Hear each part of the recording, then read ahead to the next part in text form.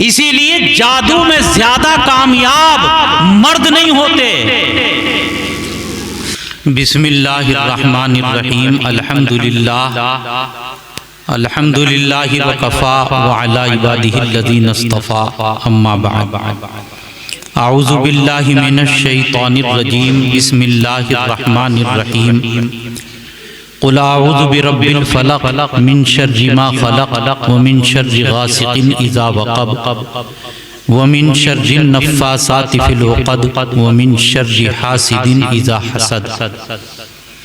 बिस्मिल्लाहिर्रहमानिर्रहीम। क़ुल अऊज़ु बिरब्बिन नास मलिकिन नास इलाहिन नास मिन शर्रिल वस्वासिल खन्नास अल्लज़ी युवस्विसु फ़ी सुदूरिन नास मिनल जिन्नति वन नास।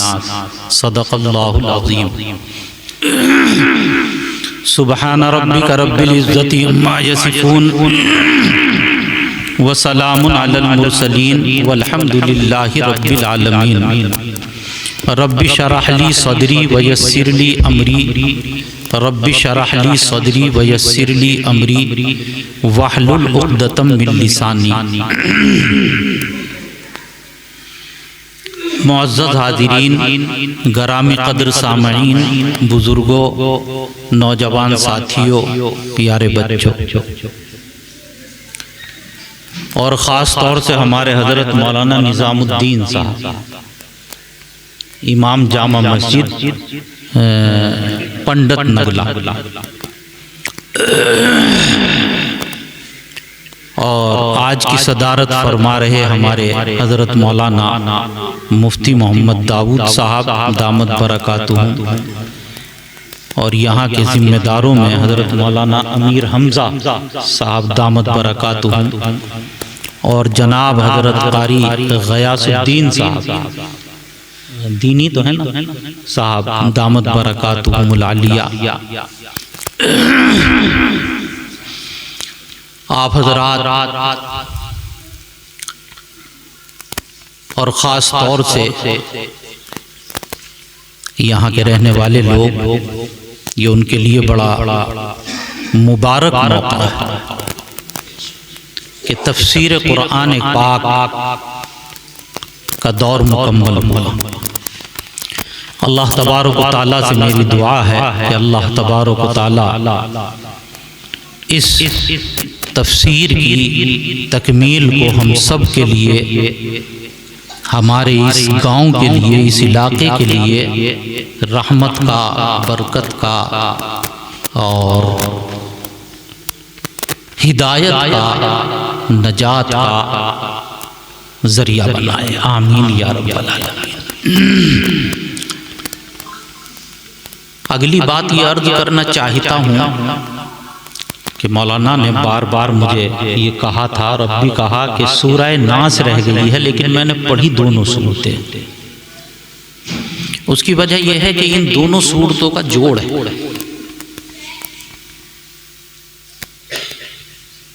और इनके लिए जो नाम दिया जाता है वो भी नाम दिया जाता है मुअव्वज़तैन। ये वजह थी कि मैंने दोनों सूरतें पढ़ी हैं कि इनका आपस में गहरा रब्त, गहरा जोड़, इतना गहरा जोड़ है, इतना गहरा जोड़ है कि नाम भी एक ही है इनका। क्या नाम है? मुअव्वज़तैन। मुअव्वज़तैन के माना पहरेदार।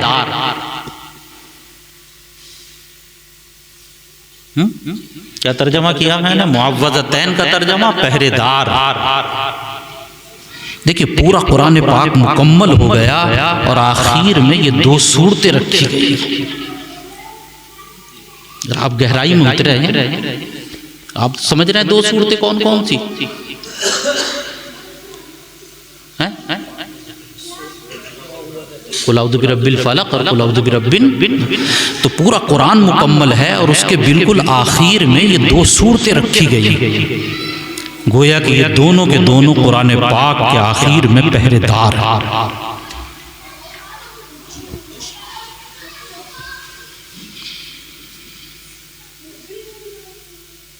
किस चीज से पहरेदार हैं?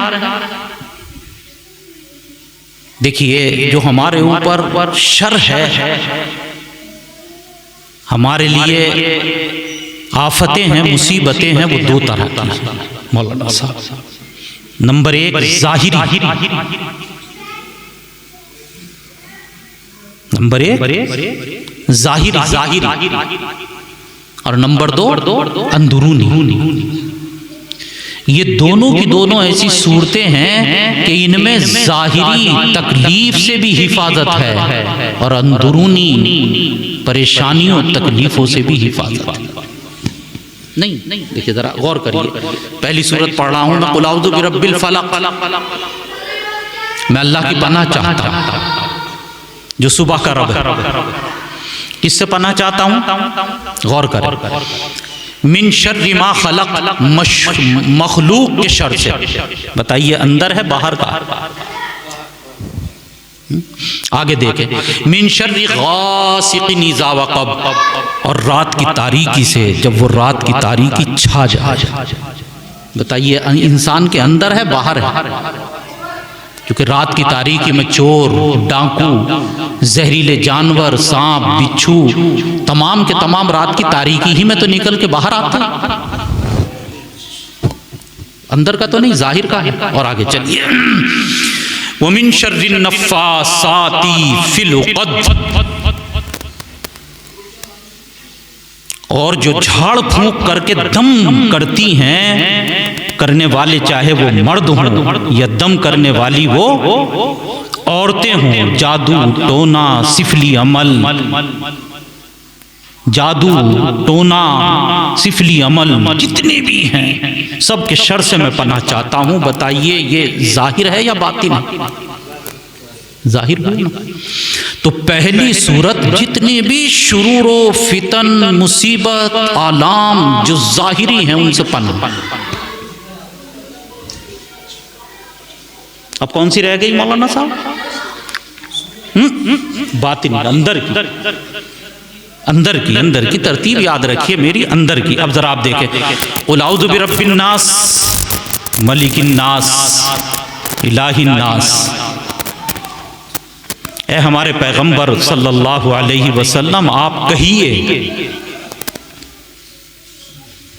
क्या कहिए आप? ये कहिए कि मैं पनाह मांगता हूं इंसानों के रब की, मलिकिन नास, फरिश्तों के रब की, इलाही नास, इंसानों के बादशाह की, मलिकिन नास,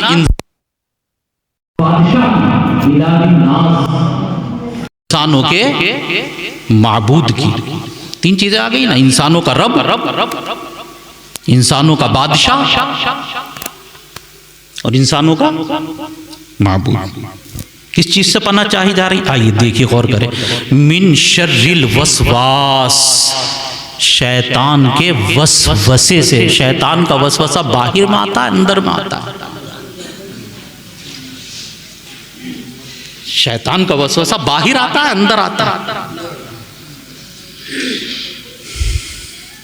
तो ये दो सूरतें ऐसी हैं कि जिनमें तमाम मसाइब व आलाम, चाहे ज़ाहिरी हों और चाहे बातिनी हों, उन तमाम मसाइब व आलाम से इन दो सूरतों के अंदर पनाह।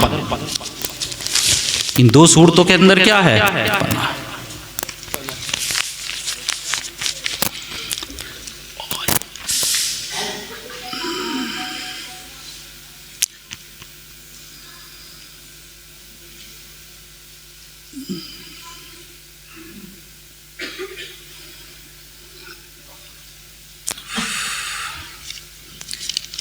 घबराने की बात नहीं, मेरे कंधे में जाम है, वो हल्का सा ठसक लगी ना, तो इसकी वजह से उसमें तकलीफ हुई एकदम।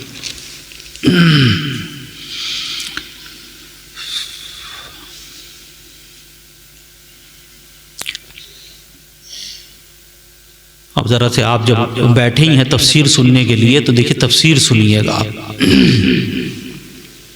ये बात तो समझ में आई? अगली बात, ये कुरान पाक की कौन सी सूरत है भाई? आखिरी। थोड़ा जहन पे तवज्जो जोर डालेंगे ना आप, तो मेरे सवाल के जवाबात मिलेंगे आपको। ये कौन सी सूरत है? और पहली सूरत है, उसका नाम है अलहम्दु शरीफ। अल्हम्दुलिल्लाहि रब्बिल आलमीन अर्रहमानिर रहीम मालिकि यौमिद्दीन इय्याका नअबुदु व इय्याका, यही है ना। अब ज़रा गौर करें, इन पहली सूरत में और आखिरी सूरत के अंदर भी बड़ा गहरा रब्त है। आए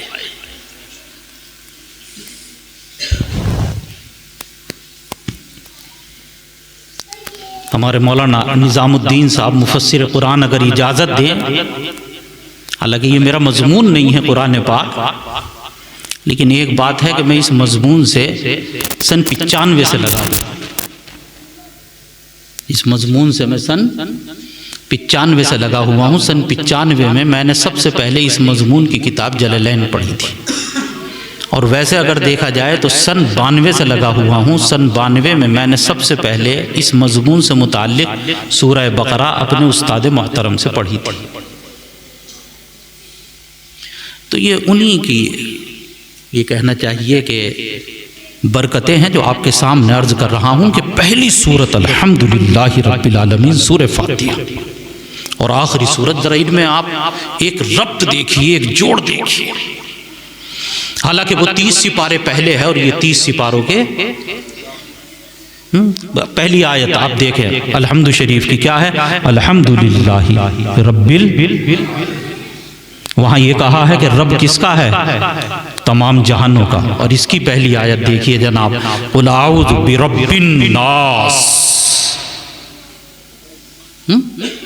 अन्नास के अंदर अगर अलिफ लाम इस्तिग़राक़ का ले लें तो क्या तर्जमा होगा, तमाम इंसानों का रब। रब का लफ्ज़ वहाँ भी आया और रब का लफ्ज़ यहाँ भी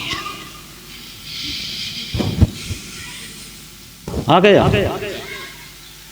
फिर इसके बाद में आप गौर करें, इसके बाद जो दूसरी आयत है रब्बिन नास, उसी रब्बिल आलमीन, दूसरी आयत है अर्रहमानिर रहीम, उसी की ताज़ीम, उसी की अज़मत को बयान किया गया है। तीसरी आयत क्या है, तीसरी आयत मालिकी, यहां भी जब दूसरा मज़मून शुरू हुआ तो कहा मलिकिन नास। और हमारे कारी गयासुद्दीन साहब फन्न तजवीद के माहिर बैठे हैं, वो जानते हैं कि एक क़िरात मालिकी यौमिद्दीन में मलिकी यौमिद्दीन है। अब जरा जोड़ देखिए आप, वहां है मलिकी यौमिद्दीन और यहां है मलिकिन, यहां क्या है, मलिकिन। और आगे चले, आगे क्या कहा, आगे कहा मालिकी यौमिद्दीन के बाद इय्याका नअबुदु व इय्याका नस्तईन। क्या मांगी है अल्लाह से, मदद। क्या मांगी अल्लाह से, मदद मांगी। किस चीज से मदद मांगी है, हम आपसे मदद मांग, किस चीज से, ये तो गौर करने की बात थी मौलाना। इय्याका नअबुदु, तेरी ही इबादत करते, बात पूरी हो गई है ना। फेल भी आ गया, फाइल भी आ गया, मफूल बिही भी आ गया, सब आ गया, बात पूरी हो गई। इय्याका नस्तईन, हम तुझ ही से मदद मांगते हैं। कभी दिमाग पर जोर तो देते, इमाम साहब से आके पूछते तो सही आप हजरात कि हजरत किस चीज में मदद मांग रहे हैं। उसको आखिर उठा के देखिए, कहा मिन शर्रिल वसवासिल खन्नास, हम मदद मांग रहे हैं शैतान के वसवसों से, उसके शुरूरो।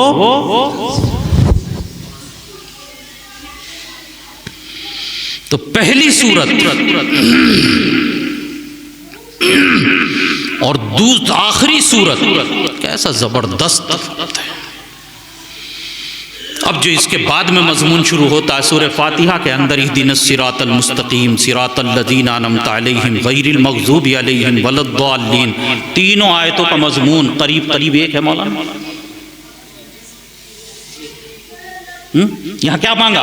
यहाँ मांगा इहदिनस सिरातल मुस्तकीम, ऐ अल्लाह सिराते मुस्तकीम अता फरमा। यही है ना।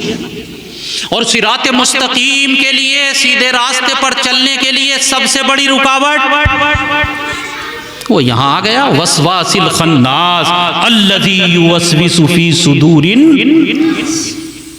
एक बात और कह दूं, तवज्जो है, सीधे रास्ता वहां था, सीधे रास्ते पर चलने में सबसे बड़ी रुकावट। लेकिन कभी अबू जहल, उसकी पार्टी भी तो बनती है,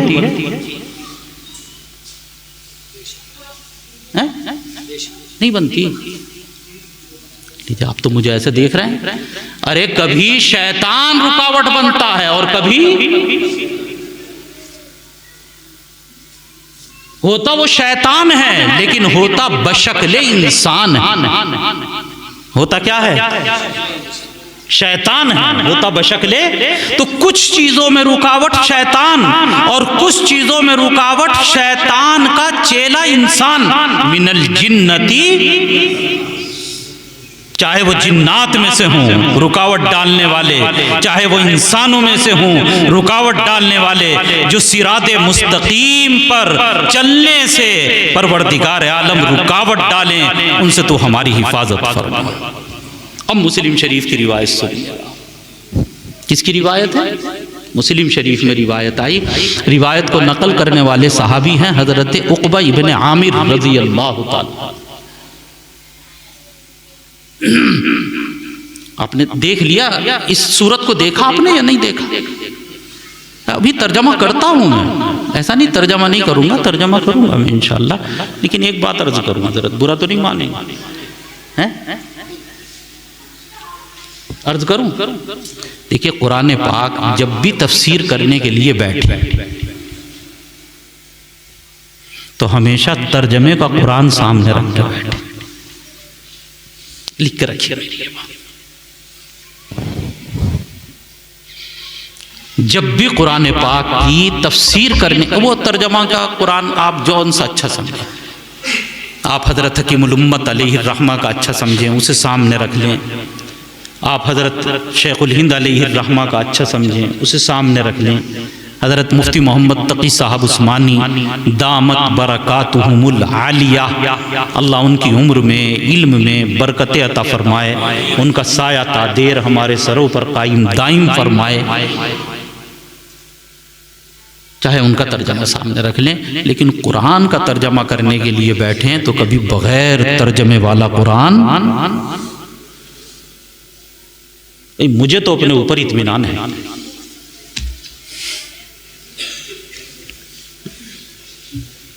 मुझे मुफ्ती दाऊद साहब, मैं तो इतनी कमज़ोर सलाहियत का आदमी हूं कि मुझे अपने ऊपर कुरान पाक के तर्जमे में मुझे अपने ऊपर एतमाद। लिहाजा मेरी ये दरख्वास्त है कि कभी नहीं, अब नहीं मौलाना, अब नहीं, अब बैठ जाइए आप आराम। अब तो मैं लिख के लाया, अब तो मेरे सामने लिखा हुआ है, मेरे ऊपर फर्क नहीं पड़ेगा चूंकि लिखा हुआ है ना मेरे पास। खैर, बात क्या कर रहा था कि हजरत उक़बा इब्न आमिर रज़ी अल्लाह, भाई मेरी बात समझ में आई नहीं आई आपके? इसमें कोई ऐब नहीं, ये अच्छी बात है क्या कि जब कुरान पाक का तर्जमा हो, तफसीर हो, तो कौन सा कुरान सामने रखा जाए? अल्लाहु अकबर कबीरा। लीजिए अगले अब रिवायत सुनिए। हज़रत उक़बा इब्न आमिर रज़ी अल्लाह ताला अन्हु की रिवायत है, फरमाया हुज़ूर अकरम सल्लल्लाहु अलैहि वसल्लम ने अलम तरा आयातिन उन्ज़िलतिल लैलता लम युरा मिस्लुहुन्ना क़त्तु क़ुल अऊज़ु बिरब्बिल फ़लक़ व क़ुल अऊज़ु बिरब्बिन नास। ये मुस्लिम शरीफ की रिवायत है कि हुजूर अकरम सल्लल्लाहु अलैहि वसल्लम ने फरमाया कि तुम्हें खबर भी है, साहबा से फरमा रहे हैं कि तुम्हें, और मैं ये हदीस पढ़कर आप हजरात को सुना रहा हूं कि पंडित नगला के लोगों तुम्हें खबर भी है क्या? अल्लाह के नबी अलैहिस्सलाम ने फरमाया कि आज रात ऐसी आयतें नाजिल हुई हैं जिनकी पहले कोई नजीर नहीं है। बल्कि एक रिवायत में तो है कि ना उनकी मिसाल तौरात में है, न इंजील में है, न ज़बूर में। वो कौन सी आयतें हैं? वो यही हैं, कुल औज़ु बिरब्बिन नास और कुल औज़ु बिरब्बिल फलक।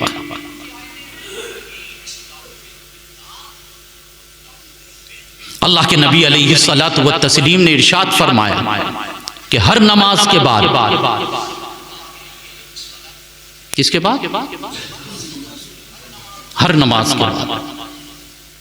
अब दो नमाजें तो ऐसी हैं जिनके बाद में कोई सुन्नत नफिल नहीं है, फज्र की नमाज और असर की नमाज, है ना। और 3 नमाजें ऐसी हैं जिनके बाद सुनन और नवाफिल हैं, ज़ोहर, मगरिब।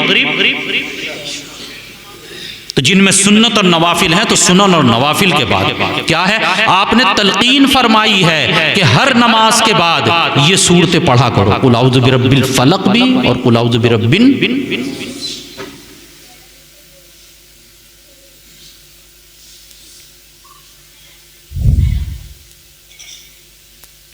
हज़रत आयशा सिद्दीक़ा रज़ियल्लाहु ताला अन्हा की रिवायत है कि नबी करीम सल्लल्लाहु अलैहि वसल्लम जब मरज़ुल वफ़ात में थे, तकलीफ बेतहाशा थी, कभी लेट रहे थे, कभी बैठ रहे थे, कभी इस करवट कभी इस करवट। अम्मा जान हज़रत आयशा सिद्दीक़ा रज़ियल्लाहु ताला अन्हा पास में थी। ये रिवायत है, इमाम मालिक ने मुअत्ता में रिवायत नकल की है कि हज़रत आयशा सिद्दीक़ा रज़ियल्लाहु ताला अन्हा फरमाती हैं कि मैं कुल औज़ु बिरब्बिल फलक और कुल औज़ु बिरब्बिल नास पढ़कर आप सल्लल्लाहु अलैहि वसल्लम के हाथ पर दम करती थी। पढ़ कौन रही थी? अम्मा जान पढ़ रही थी। और किसके हाथ पे दम कर रही थी? आप पढ़ क्यों नहीं रहे थे? आप इसलिए नहीं पढ़ रहे थे कि तकलीफ बेतहाशा थी। और फिर हुजूर अकरम सल्लल्लाहु अलैहि वसल्लम वो हाथ अपने जिस्म पर फेरते थे, वो हाथ अपने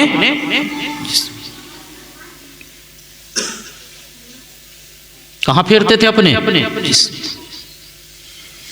शागिर्दों में से किसी ने गालिबन मालूम किया होगा कि अम्मा जान आप जब पढ़ खुद रही थी तो अपने हाथ पे दम कर लेती।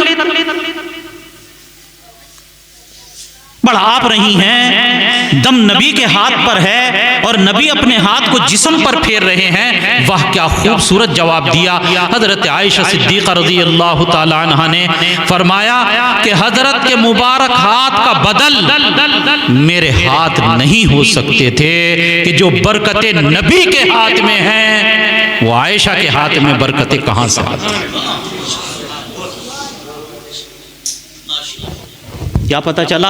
ये पता चला ये ऐसा तावीज़ है, कुल औज़ु बिरब्बिल फलक और कुल औज़ु बिरब्बिन नास, ये ऐसा तावीज़ है कि अल्लाह तबारक व तआला ने इसमें जिस्मानी बीमारियों की भी, परेशानियों की भी शिफा रखी।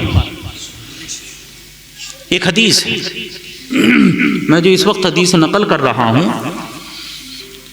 वो हदीस ये है कि अल्लाह के नबी जी सल्लल्लाहु अलैहि वसल्लम ने इरशाद फरमाया। जी हेलो,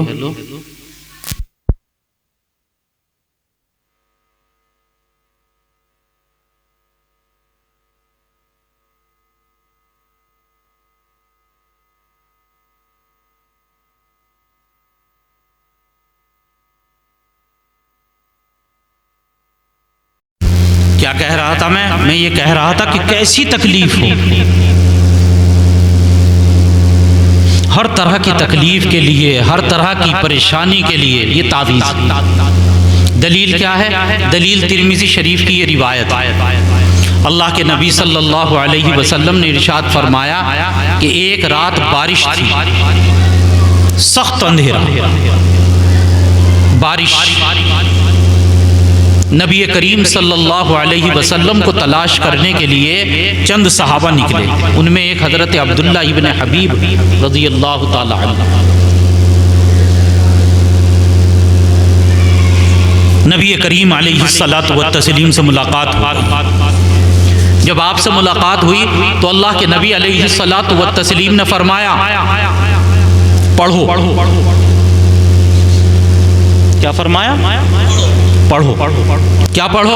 आपने फरमाया पढ़ो कुल हुवल्लाहु अहद, कुल औज़ु बिरब्बिल फलक, कुल औज़ु बिरब्बिन नास। कब पढ़ो? 3 मरतबा सुबह, 3 मरतबा शाम। तुम्हारे लिए हर तरह की तकलीफ से अमान है।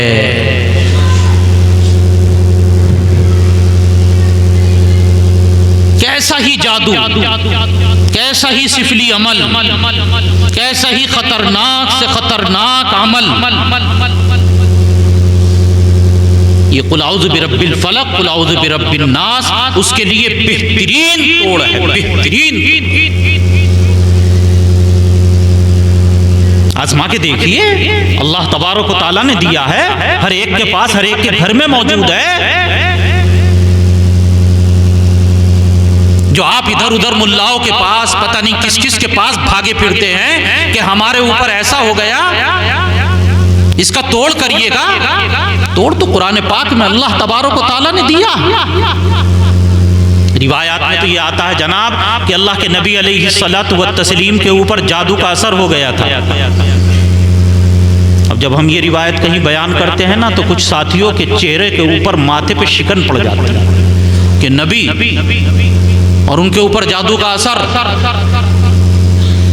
अच्छा ये बताइए ईमानदारी की बात, नबी पाक अलैहिस्सलातु व तस्लीम को बुखार हुआ या नहीं हुआ? सर में दर्द हुआ या नहीं हुआ? हुआ। ग़ज़वा-ए उहद के मौके पर आप जख्मी हुए या नहीं हुए? मुंह से खून निकला या नहीं निकला? अजी कुछ तो बोलते चलिए। तो जब आप जख्मी भी हो सकते हैं, आपको बुखार भी हो सकता है, आपके सर में दर्द भी हो सकता है, जब ये सारी बातें आप मान रहे हैं तो जादू का असर हो जाए, इसे मानने में क्या मुश्किल है?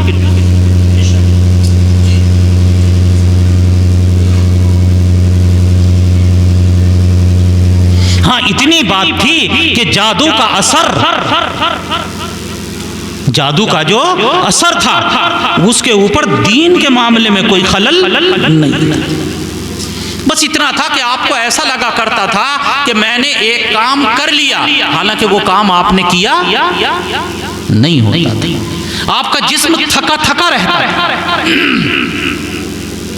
अगर आप इस के ऊपर गौर करें तो ये जो सूरह नास है इसके अंदर 6 आयतें हैं और सूरह फलक है उसके अंदर 5 आयतें हैं। 5 और 6। एक दिन नबी करीम अलैहिस्सलातु व तस्लीम रात को सोकर उठे। अम्मा जान हजरत आयशा सिद्दीक़ा रज़ियल्लाहु ताला अन्हा, बुखारी में रिवायत आई है ये, कहने लगी या नबी अल्लाह क्या बात है कि अभी अभी मेरे पास में 2 फरिश्ते आए थे। कितने फरिश्ते? एक सराहने आके बैठ गया, एक पैरों की तरफ आके बैठ गया। सराहने वाले ने मालूम किया कि ये बताइए कि इनको क्या बात है। तो दूसरे फरिश्ते ने जवाब दिया कि ये सहर ज़दा, इनके ऊपर सहर हुआ। उसने फिर मालूम किया कि ये बताइए कि जो सहर हुआ है वो किसने किया है? कि लबीद इब्ने असम उसने किया है या उसकी 2 लड़कियां थी, उन लड़कियों ने किया।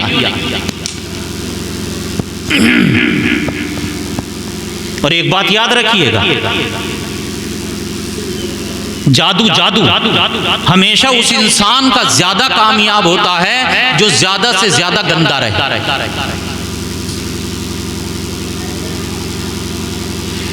जादू किसका कामयाब होगा?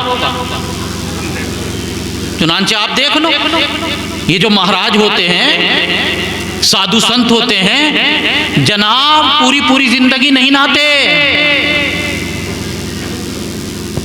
नहीं मौलाना, क्यों? इसलिए कि वो जादू के चक्कर में पड़े हुए होते हैं, शैतानी कुव्वतों को अपने साथ लगाने के लिए, और शैतान उससे खुश होता है जो खूब गंदा। ये बच्चे आपने मेरे सामने बिठाए, मैं इशारों में बात समझाता हूँ। ये बताइए, मर्द के ऊपर कभी ऐसा वक्त नहीं आता कि वो बिल्कुल नापाक हो जाए? ऐसा वक्त किसके ऊपर आता है? औरतों के। कुछ अय्याम के लिए औरत बिल्कुल क्या हो जाती है? नहा ले तो पाक हो जाएगी। इसीलिए जादू में ज्यादा कामयाब मर्द नहीं होते। कौन होती हैं? औरतें। जादू में ज्यादा कामयाब कौन नहीं हुआ करता? मर्द नहीं होते। कौन होते हैं? और रहमान किससे खुश होता है? फरिश्ते किससे खुश होते हैं? सफाई से, तहारत से और खुशबू से। किससे? इसीलिए बुजुर्गों को देखिए कि हमेशा आप उनको देखेंगे कि उनके यहाँ खुशबू का इस्तेमाल होता है। नबी करीम सल्लल्लाहु अलैहि वसल्लम, खुशबू का ये आलम है, खुशबू का ये आलम है कि सहाबा जिस गली कूचे से आप निकल जाते थे, खुशबू के असर से पहचान लेते थे कि अभी इस राह से कोई गया। कहे देती है शौकी नक्शे पाकी, कहे देती है शौकी नक्शे पाकी, अभी इस राह से कोई गया है। ऐसी खुशबू कि जिन गलियों को निकल जाएं वो गलियां मुअत्तर हो जाती। तो रहमानी अमल मजबूत किससे होगा? खुशबू से।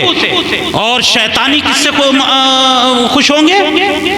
बदबू से, गंदगी।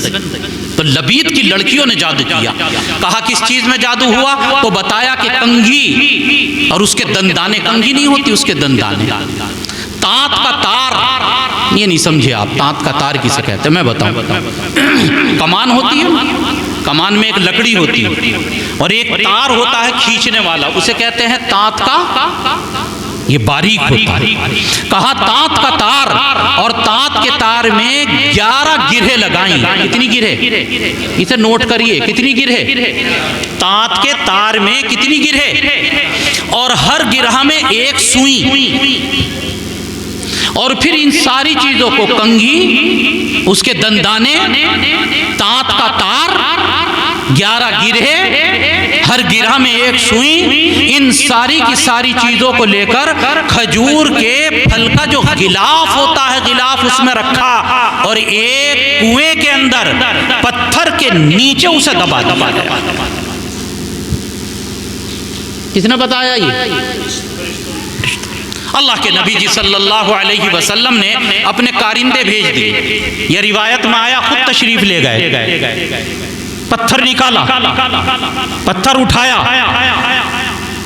आ गया सामने, कंघा भी है, दंदाने भी है, इन्हें अलग कर दिया जाएगा। फूल है, उसका गिलाफ है, इसे अलग कर दिया जाएगा। तांत का तार है, उसे अलग कर दिया जाएगा। तांत में जो 11 गिरहे हैं उन्हें कैसे अलग करो? नहीं समझे आप? देखो, सुबह को घोड़े की दुम का एक बाल लेना और उसमें गिरहा लगाना, खोल लेंगे गिरहा।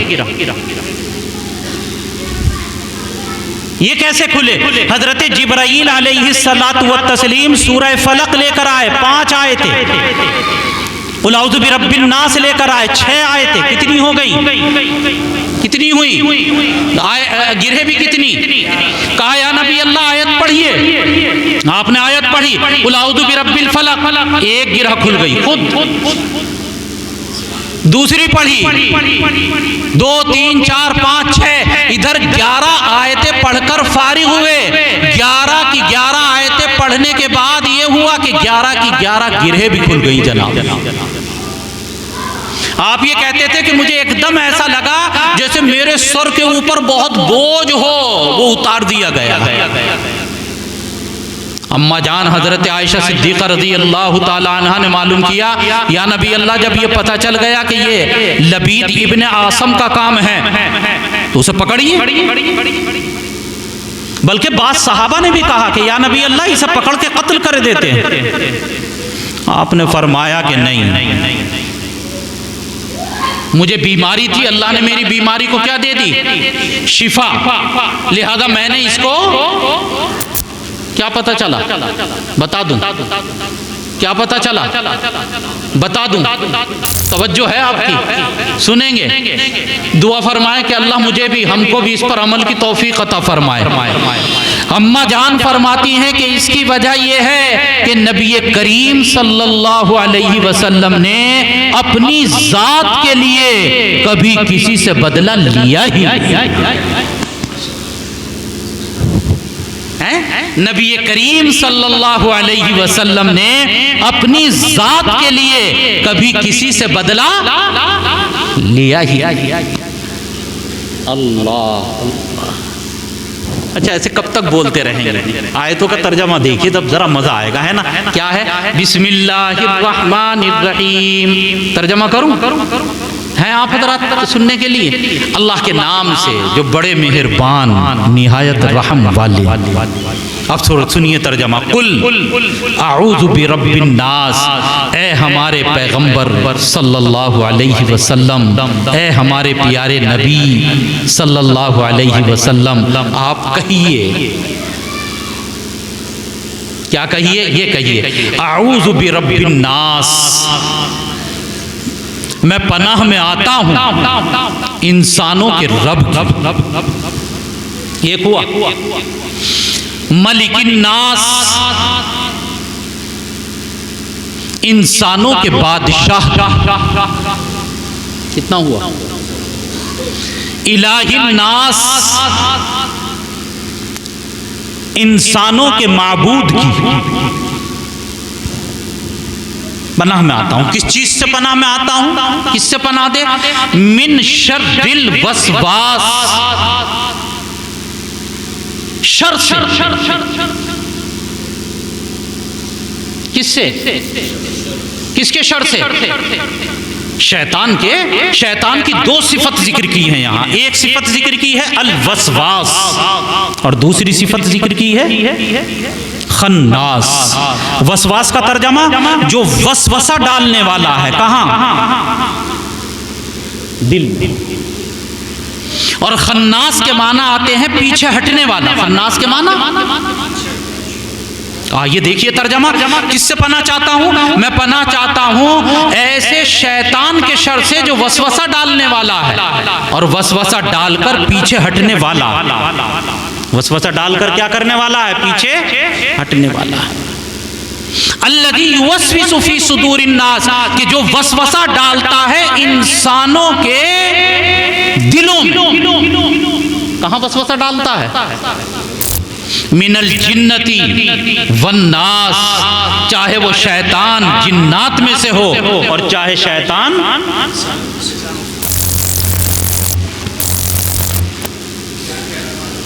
अब जो यहां नुक्ते की बात है वो ये सुननी है, फिर मैं अपनी बात को खत्म करने के दर पे हूं इस वक्त,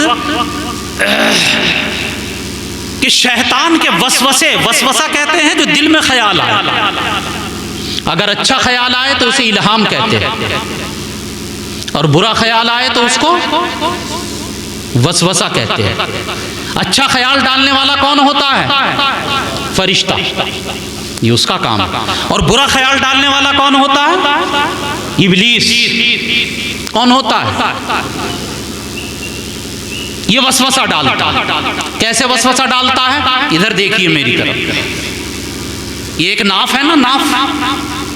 अरे भाई क्या कहते हैं? नाफ ही कहते हैं मुझे। नाफ समझ गए? नाफ। रखिए, हाथ रखिए जरा आप, मैं समझा रहा हूँ वसवसे का मतलब। अब जरा इधर बाएं तरफ को ऊपर उठाइए हाथ। कहाँ पहुंचा? वहां तक क्यों ले जा रहे हैं? क्या है? दिल है ना। अब अगर आप गौर करेंगे, बहुत सारे कपड़े आपने पहने हुए हैं, ये नाफ से जब ऐसे चलेंगे तो ये आपको ढीला मिला। करके देख लो, आप तो ऐसे शर्मा रहे हैं। और एक जगह जाके देखिए सख्त मिला सख्त। क्या शुरू हो गई यहां से? अरे क्या शुरू हो गई? पसली। जहां ये पसली शुरू है, ये नाफ है, ये दिल है, इसके बीच में जो ये पसली है, ये जगह है शैतान के बैठने। आप कहेंगे मौलाना आपने देखा? हाँ जी, देखा तो नहीं है, ऐसे बुजुर्गों से सुना है। ऐसे बुजुर्गों से क्या करा है? सुना। ये किसका अड्डा है? शैतान का। अच्छा, जब शैतान, अब बताओ नमाज जब हम पढ़ते हैं तो हमारा रुख किधर होता है? याद रखो, शैतान जो बैठा हुआ है उसका रुख नाफ की तरफ नहीं, उसका रुख दिल की तरफ। किसकी तरह है? किसकी तरह है? दिल की तरफ।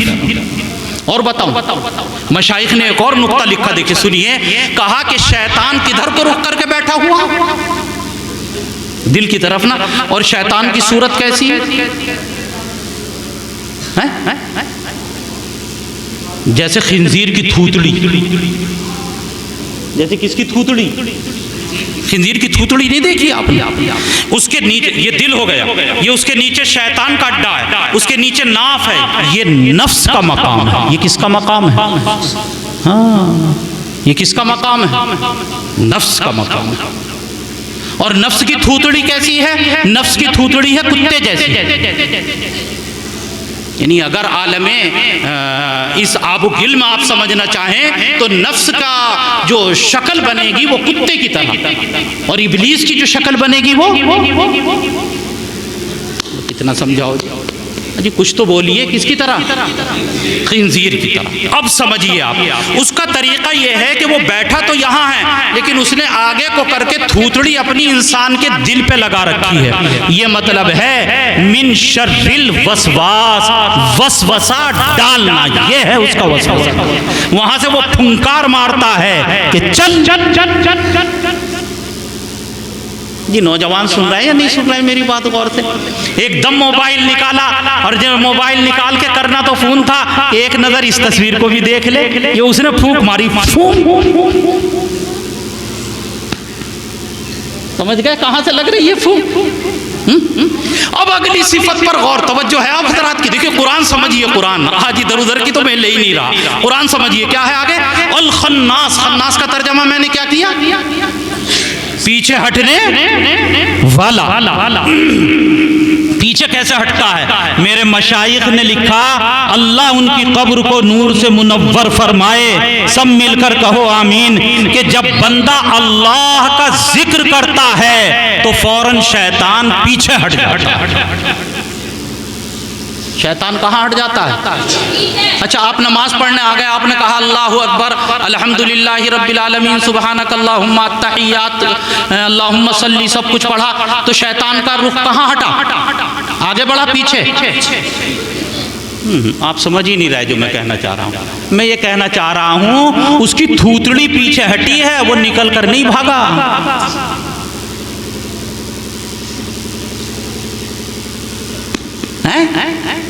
और जहां वो देखेगा कि ये गाफिल हुआ तो फिर फौरन अपनी थूथड़ी कहां रख देगा? ले जाकर दिल पर।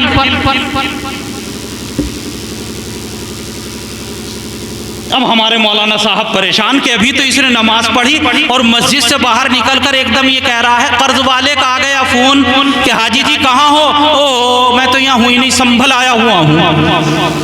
अभी नमाज पढ़ी, एकदम इतना बड़ा झूठ। मैंने बताया जब तक नमाज पढ़ी तो वो पीछे था, निकल के भागा। खन्नास, समझ में आया? खन्नास, खन्नास के माना है पीछे को।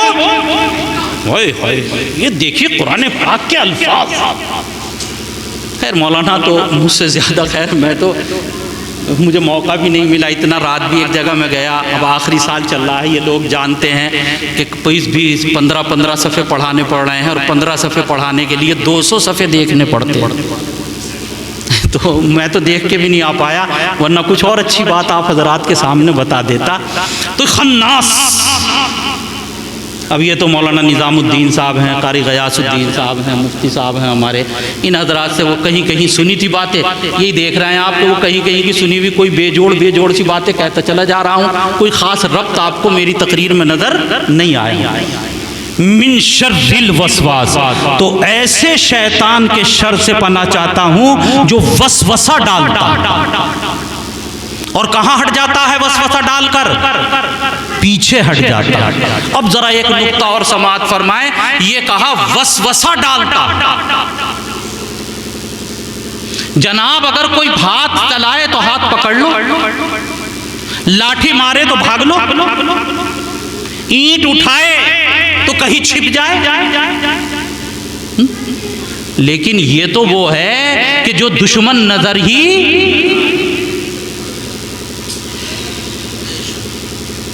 या मेरे अल्लाह उससे बचने का तरीका क्या है? यही तो रिवायत मैंने पढ़ी आपके सामने तिरमिजी शरीफ की। आपने फरमाया कुल हु अल्लाहु अहद मुअव्वज़तैन, सुबह शाम 3-3 मर्तबा पढ़ लिया करो, हर तरह की तकलीफ से तुम्हारे लिए अमान है।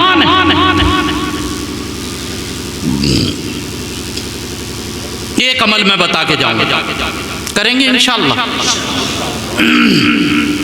जब रात को सोने के लिए लेटे और हर नमाज के बाद, रात को सोने के लिए लेटे और किसके बाद करेंगे अमल? तो बताऊं भाई, वरना बेकार है। करेंगे अमल, हाथ उठाएं। अच्छा कौन कौन अमल?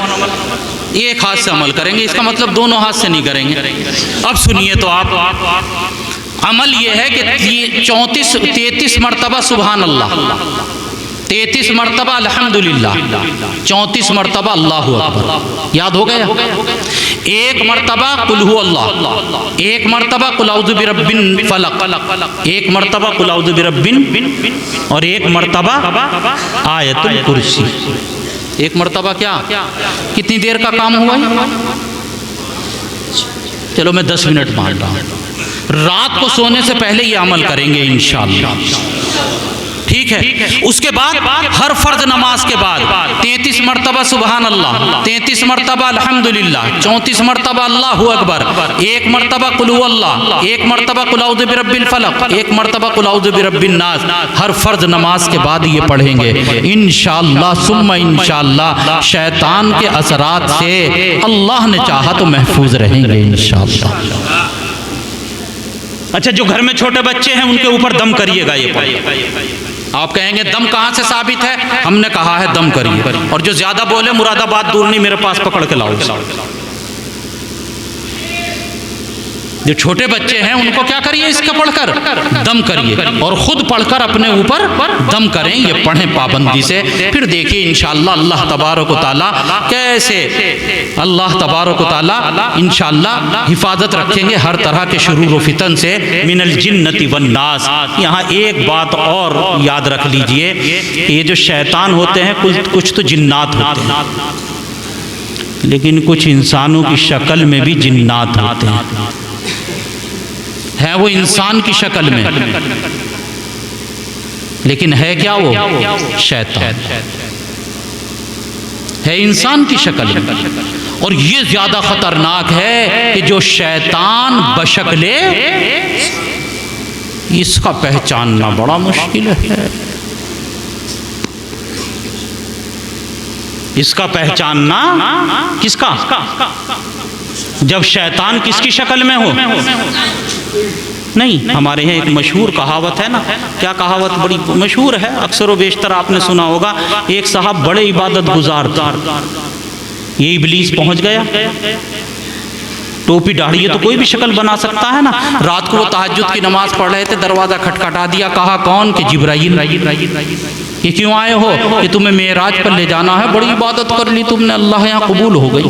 बस इन्होंने जल्दी से अपना पजामा कुर्ता शेरवानी वगैरह पहनी, बढ़िया से कपड़े, कि मेराज मिल रही है मुझे, और उसके गधे पे सवार हो गए। उसने जाके गधे को एक खाई में धक्का दे दिया, गधा भी गया।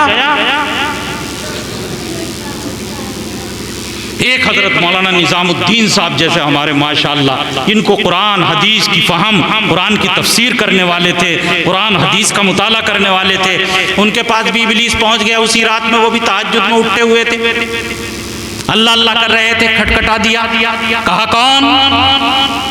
कि कहा जी मैं आया हूँ जिब्राइल। कि क्या करने आया है? कि तुम्हें मेराज पर ले जाने आया हूँ। इन्होंने गर्दन नीचे झुकाई और फौरन कहा कि ला हौला वला कुव्वता इल्ला, कि झूठ बोलता है जालिम। जिब्राइल तो जब से नबी दुनिया से पर्दा फरमा कर गए हैं, जिब्राइल का आना दुनिया में बंद हो गया। बस ये तो जो है ना ला हौला वला कुव्वता इल्ला बिल्लाह, ये मिसाइल है शैतान के लिए, इब्लीस के लिए। क्या है ये? हाँ, ऐसा मिसाइल के आज तक उसके पास इसकी तोड़ नहीं। और मैं रब्बे काबा की कसम खा के कहता हूँ, और फिर रब्बे काबा की कसम खा के कहता हूँ, और फिर रब्बे काबा की कसम खा के कहता हूँ, पंडित नगला के रहने वालों, अपने दोस्तों को बताओ, माओ बहनों को बताओ कि ला हौला वला कुव्वता इल्ला बिल्लाह, ये ऐसा अल्लाह का मिसाइल है कि इब्लीस के पास न इसकी तोड़ आज है न कयामत की सुबह तक होगी इंशाअल्लाह। इंशाअल्लाह। ये चंद बातें थी, अल्लाह तबारक व तआला कबूल फरमाए आप हजरात को। ये टूटी फूटी हैं? अरे वो बहुत देर हो गई, 9:30 हो गए, ठंड का मौसम, बहुत टाइम हो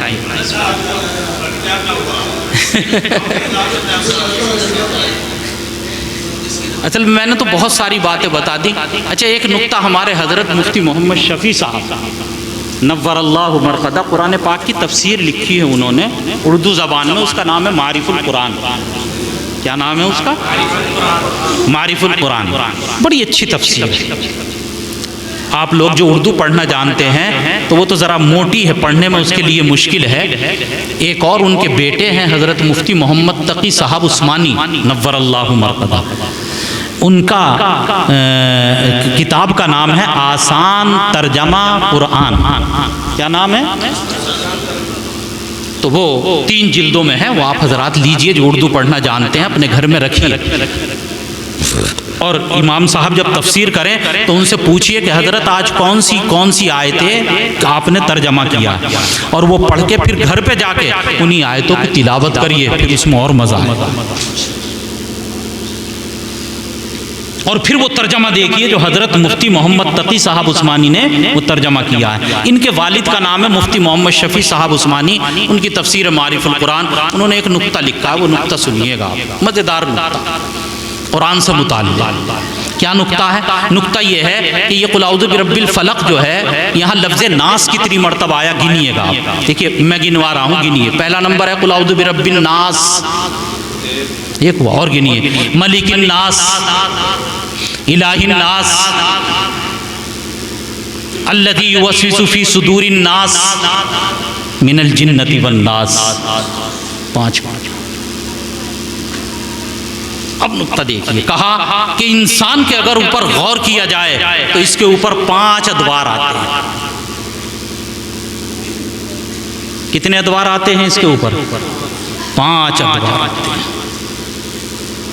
कौन कौन से? एक दौर है इंसान के ऊपर बचपन का। बचपन में किस चीज की जरूरत है उसे? दुकान की, बीवी की। उसे जरूरत है एक परवरिश करने वाले। बचपन में किसकी जरूरत है उसको? एक परवरिश करने वाले की। लिहाजा देखिए, सबसे पहले आया रब्बिन नास। रब के माना पालनहार, रब के माना परवरिश करने वाला। तो सबसे पहले रब का लफ्ज लाए कि इंसान की जो पहली हालत है उसके मुनासिब रब है, जिसके माना ही परवरिश के। दूसरा दौर इंसान के ऊपर आता है जवानी का, है ना। अब ताकत दस्तों पांव उसके अंदर आ गई, ताकतवर हो गया। अब उसे जरूरत है इस बात की कि वो दुकान का मालिक बने, मकान का मालिक बने, उसके पास जमीन हो, उसके पास अपना कपड़ा हो, उसके पास अपना पैसा हो, उसके पास अपने सामान हो, इन चीजों का वह मालिक बने। लिहाजा उसकी मुनासबत से दूसरी आयत आई, वो मलिकिन नास। इंसानों का असल मालिक कौन है? अल्लाह। और तीसरा दौर कौन सा है भाई? अरे बोल जाओ, इसमें डरने की क्या बात है? तीसरा दौर कौन सा है? बुढ़ापे। किसका है? बुढ़ापे। अब बुढ़ापे में क्या चाहिए भाई? है? बुढ़ापे में ये चाहिए कि अल्लाह अल्लाह करे, बुढ़ापे में क्या चाहिए, क्या करे? अल्लाह अल्लाह करे, ज़्यादा से ज़्यादा कुरान की तिलावत, अल्लाह अल्लाह। और अक्सर व बेशतर ये देखा गया है कि बुढ़ापे में मस्जिद की तरफ रुख ज़्यादा हो जाता है। नेक लोग जो होते हैं, जिनके ऊपर अल्लाह करम फरमाए, उनका कहाँ हो जाता है रुख? तो ये जो बुढ़ापा है, इसमें कहाँ ज्यादा रुख होना चाहिए? प्रधान जी की बैठक में, हुक्के पर, नाली के डंडे पर? कहाँ होना चाहिए? अल्लाह की तरफ। बुढ़ापे में अल्लाह की तरफ रुख हो, अल्लाह अल्लाह करने, अपनी आखिरत को बनाने में लगे। इसीलिए कहा वही इलाहिन नास, इलाह के माना माबूद, कि इंसान जब बुढ़ापा आ गया तब अल्लाह की इबादत में लग जा। अब किसकी इबादत में लग जा? अल्लाह अल्लाह अल्लाह। एक और इंसान के ऊपर दौर आता है, वो दौर आता है बुराइयों का, वो दौर आता है बुराइयों का। इंसान बुराइयों में पड़ा हुआ है, गलतियों में पड़ा हुआ है, गुनाहों में पड़ा हुआ है। इसलिए कहा मिन शर्रिल वसवासिल खन्नास अल्लज़ी युवस्विसु फी सुदूरिन नास। ए इंसान याद रख, ये जो बुराई तेरे दिल में डालने वाला है, ये शैतान की तरफ से बुराइयां आ रही हैं। किसकी तरफ से? शैतान की तरफ से बुराइयां आ रही हैं। और जब इंसान शैतान की बुराई से निकल गया, अच्छाई के अंदर लग गया, मस्जिद वाले आमाल में लग गया, अल्लाह की इबादत वाले आमाल में लग गया, जिक्र इलाही के अंदर मशगूल हो गया, दुरूद पाक की कसरत के अंदर मशगूल हो गया, अल्लाह अल्लाह करने लगा, तो अब कहा मिनल जिन्नती वन्नास, कि अब उसके लिए कामयाबी ही। ये हज़रत मुफ्ती मोहम्मद शफ़ी साहब नव्वरल्लाहु मरक़दा ने ये जो 5 जगह यहाँ नास आया है, उसके लिए हज़रत ने ये नुक्ता लिखा। और आखिर में बस अब मेरी दरख्वास्त, जितने भी साथी यहाँ बैठे हुए हैं, काफ़ी देर हो गई आपसे कहते कहते, इतनी मेरी दरख्वास्त है कि कुरान पाक की तफसीर मुकम्मल हुई है, अभी हमारी ज़िंदगी मुकम्मल इंशाअल्लाह आखिरी दम तक मजबूती से पकड़ेंगे कुरान को इंशाअल्लाह। तफसीर मुकम्मल हुई, दोबारा शुरू होगी इंशाअल्लाह। तो जब हमारा आखिरी वक्त आए, पंडित नगला के रहने वालों सुन रहे हो मेरी बात, जब आखिरी वक्त आए, उस वक्त भी अल्लाह हमारे दिल में मोहब्बत कुरान पाक की बाकी रखे, आमीन या रब्बल आलमीन। आखिरी वक्त तक कुरान को मजबूती से पकड़ेंगे इंशाअल्लाह सुम्मा इंशाअल्लाह। इसका फायदा, इसका फायदा, इसका फायदा दुनिया में भी, इसका फायदा कब्र में भी, इसका फायदा मैदान महशर में भी है, और इसका फायदा जनाब आली कल मैदान महशर में भी है। कुरान बेहतरीन हादी, बेहतरीन रहबर है, जो कुरान को अपना कायद बना लेता है, कुरान उसे रब से मिला। हमारे यहाँ किताबों में एक बात लिखी हुई है मौलाना, मौलाना कह रहे हैं, ये बात जहन में आ गई, एक बात ये सुनाऊं और फिर भाई अब मत कहिएगा, अब मैं थकने लगा हूँ, देखो जरा सा पानी। हमारे यहाँ एक साहब गुजरे हैं,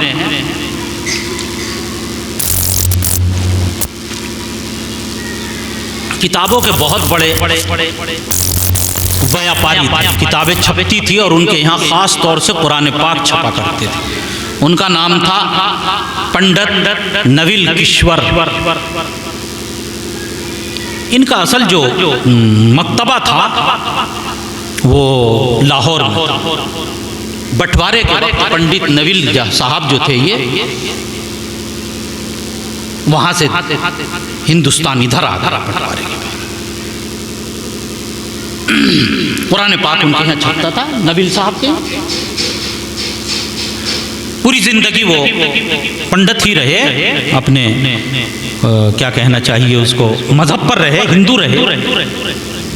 लेकिन उनके यहाँ जो उनके कारिंदे थे, काम करने वाले थे, उनके लिए एक ये वो था कि जो कुरान पाक के औराक लिखे जाते हैं और इसके लिए जो रोशनाई इस्तेमाल होती थी उस वक्त, तो वो बड़ी बड़ी बर्तनों में बनाई जाती थी रोशनाई, और फिर उससे कुरान पाक छपता था। तो उसका जो थोड़ा बहुत धोवन बच जाया करता था, तो पंडित जी का कहना उसके लिए ये था अपने मुलाजिमों से, इसे नाली में नहीं फेंकेंगे, गड्ढा खोद कर एहतराम के साथ इसको दफनाएंगे। जब वो आखिरी वक्त आया, मरना तो सबको है, तो उन्होंने आखिरी वक्त में अपने बेटों को बुलाया, कहा कि मेरे बच्चों, मेरे यहाँ कुरान छपते हैं और तमाम मुसलमानों में दूर दूर तक वो कुरान के नुस्खे जाते हैं।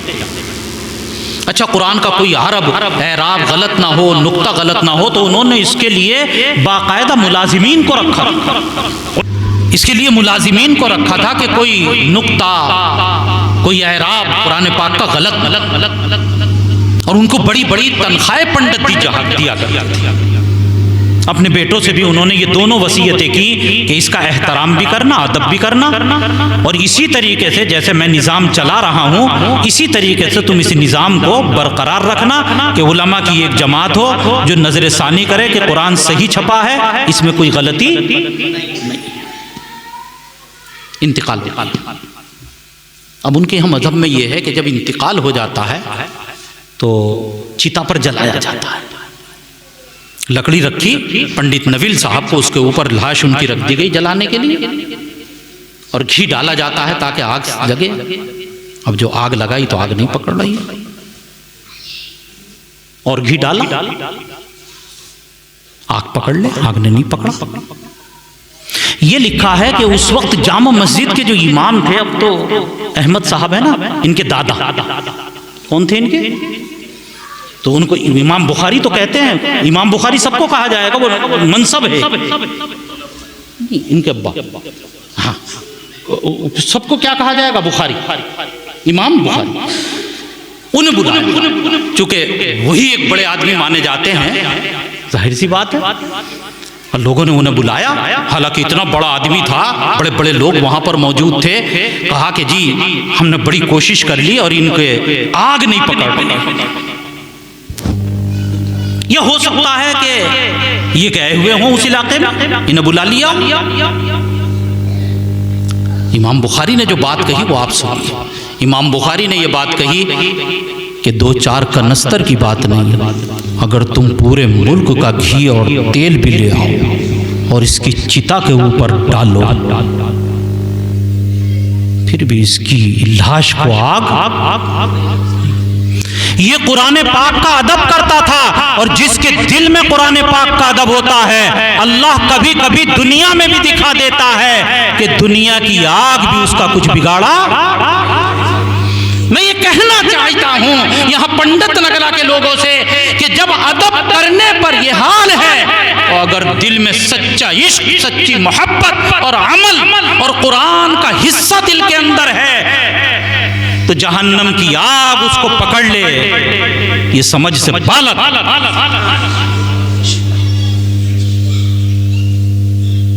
अगर हम ये चाहते हैं कि हमारी औलाद, हमारी नस्लें और मैं खुद जहन्नम की आग से बचे, तो कुरान का इश्क, कुरान की मोहब्बत, कुरान का अदब, कुरान का एहतराम और कुरान के अल्फाज अपने दिल में पैदा करें। अल्लाह मुझे भी पैदा करने की तौफीक दे, हम सबको भी तौफीक दे। एक कड़वी बात जहन में आ रही, मौलाना कह दूं, है बड़ी कड़वी। क्या कहा मैंने, क्या दुआ कराई? अल्लाह कुरान भी हमारे दिल में पैदा करे और कुरान की अदब भी। यही तो ना, कितना अदब है कुरान का।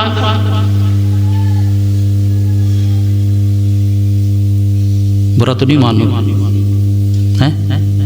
ईमानदारी की बात बताइए। जितने साथी कहिए मत, दिल पर हाथ रख के सोचिए, हम साल में अपने लिए कितने कपड़े बनाते हैं?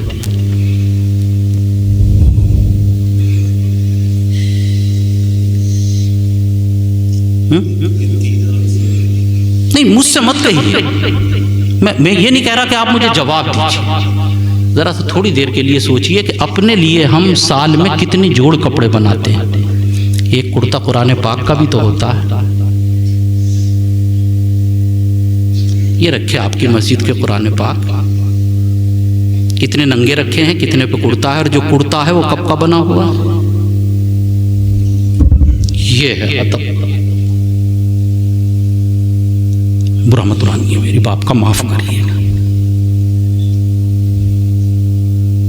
चलिए और छूइए, कितने दिन में अपने कपड़े धो लेते हैं,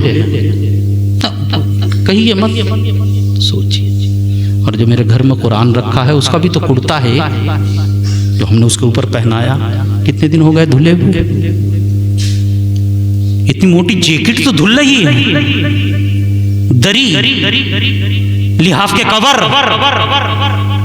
गद्दे के कवर, शाल, जैकेट, जर्सी, गरम कपड़े सब धुल रहे हैं। कुरान का कुर्ता कितने दिन धुले हुए हो गए, जरा सोच के बताइए। ये हालत है आज हमारी कुरान के अदब। और ये बताइए कि अगर मैं कुरान का अदब नहीं करूंगा तो फिर कुरान का अदब करने के लिए कौन आएगा। ज़्यादा बोल गया, इतना मुझे कहना नहीं चाहिए था, आप माफ़ करें, मैं दरख्वास्त कर रहा हूँ। मुझे नहीं कहना चाहिए था इतनी बड़ी बात। आप मुझसे बहुत बड़े हैं, बहुत अच्छे हैं, बहुत नेक हैं, मेरे मुकाबले पे बहुत आला हैं। मैंने आपकी शान में गुस्ताखी की है, लेकिन एक बात दिल में अल्लाह ने डाली, मैंने वो कह दी है, और ये सच्चाई है, ये झूठ।